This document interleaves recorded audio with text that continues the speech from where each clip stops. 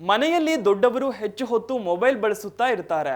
ಮಕ್ಕಳು ಕೂಡ ಅವರನ್ನ ನೋಡಿಯೇ ಬೆಳೆಯೋದ್ರಿಂದಾಗಿ ಅವರು ಕೂಡ ಸಹಜವಾಗಿ ಇದರಲ್ಲಿ ಏನೋ ವಿಶೇಷವಿರಬೇಕು ಅಂತ ಕುತೂಹಲದಿಂದ ಮೊಬೈಲ್ನತ್ತ ಆಕರ್ಷಿತರಾಗ್ತಾರೆ. ಪುಸ್ತಕ ಹಿಡಿಯಬೇಕಾದ ಕೈಗಳಲ್ಲಿ ಇಂದು ಮೊಬೈಲ್ ಇದೆ. ಇದರಿಂದ ಮಕ್ಕಳ ಒಟ್ಟಾರೆ ಆರೋಗ್ಯದ ಮೇಲೂ ಕೂಡ ಕೆಟ್ಟ ಪರಿಣಾಮ ಉಂಟಾಗುತ್ತೆ. ಹೀಗಾಗಿ ಮಕ್ಕಳನ್ನ ಮೊಬೈಲ್ ಚಟದಿಂದ ಪಾರು ಮಾಡುವಂತಹ ಉಪಾಯ ಇಲ್ಲಿದೆ. ನಿಮ್ಮ ಮಗುವನ್ನ ಮೊಬೈಲ್ ಚಟದಿಂದ ಬಿಡಿಸಬೇಕೆ? ಮೊಬೈಲ್ನಿಂದ ಮುಕ್ತಿಗೆ ಈ 5 ಸಲಹೆ ಅನುಸರಿಸಿ. ಇಂದಿನ ಕಾಲದಲ್ಲಿ ಮಕ್ಕಳು ಹೊರಗಡೆ ಫ್ರೆಂಡ್ಸ್ ಜೊತೆ ಆಟವಾಡುವುದಕ್ಕಿಂತ ಹೆಚ್ಚಾಗಿ ಮೊಬೈಲ್ ಜೊತೆಗೆ ಆಟವಾಡ್ತಾರೆ. ಅವರು ಇಡೀ ದಿನ ಟಿವಿ ಮೊಬೈಲ್ ಅಂತಲೇ ಕಾಲ ಕಳೀತಾರೆ. ಇದರಿಂದ ಮಕ್ಕಳ ಕಣ್ಣುಗಳ ಮೇಲೆ ಮಾತ್ರ ಅಲ್ಲ, ಅವರ ಒಟ್ಟಾರೆ ಆರೋಗ್ಯದ ಮೇಲೂ ಕೂಡ ಕೆಟ್ಟ ಪರಿಣಾಮ ಬೀರುತ್ತೆ. ಮನೆಯಲ್ಲಿ ದೊಡ್ಡವರು ಮಕ್ಕಳ ತಲೆ ನೇವರಿಸುವುದಕ್ಕಿಂತ ಹೆಚ್ಚು ಹೊತ್ತು ಮೊಬೈಲ್ ಸ್ಕ್ರೀನ್ ನಲ್ಲಿ ಕೈಯಾಡಿಸುತ್ತಾ ಇರ್ತಾರೆ.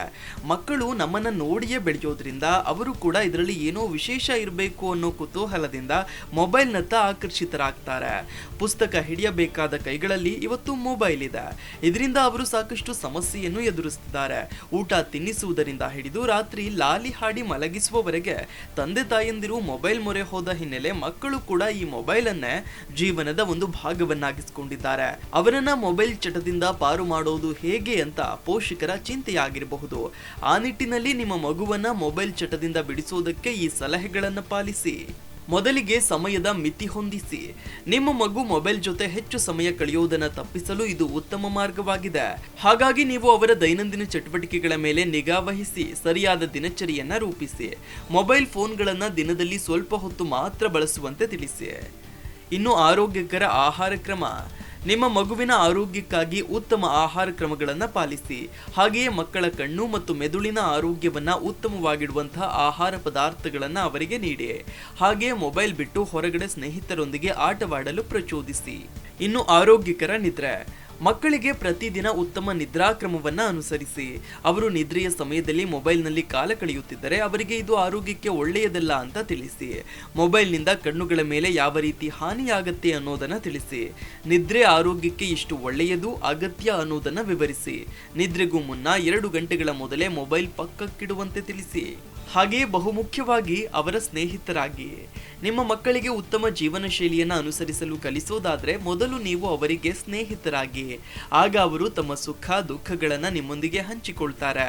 ಹಾಗಾಗಿ ದಿನದಲ್ಲಿ ನಿಮ್ಮ ಕೆಲಸಗಳಿಗೆ ಸ್ವಲ್ಪ ಹೊತ್ತು ಗುಡ್ ಬಾಯ್ ಹೇಳಿ ನಿಮ್ಮ ಮಕ್ಕಳ ಜೊತೆಗೆ ಸಮಯ ಕಳೆಯಿರಿ. ಇದರಿಂದ ಅವರು ಮೊಬೈಲ್ ಹೆಚ್ಚು ಬಳಸುವುದಿಲ್ಲ. ಮೊಬೈಲ್ನಿಂದಾಗುವ ಹಾನಿಗಳ ಬಗ್ಗೆ ತಿಳಿಸಿ.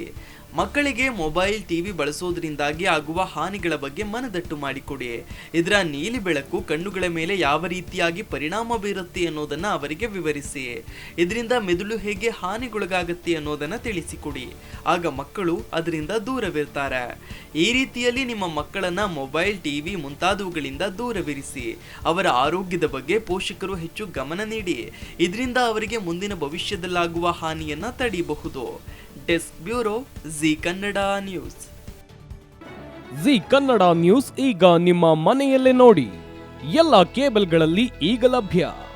ಸನ್ Direct 292, Jio TV 1334, U digital 162, city cable 51, GTPL 17, Abhishek cables 821, rock line telecommunication 51, Shri Basaveshwara number 60, Vinayaka digital number 53, in digital number 896ರಲ್ಲಿ.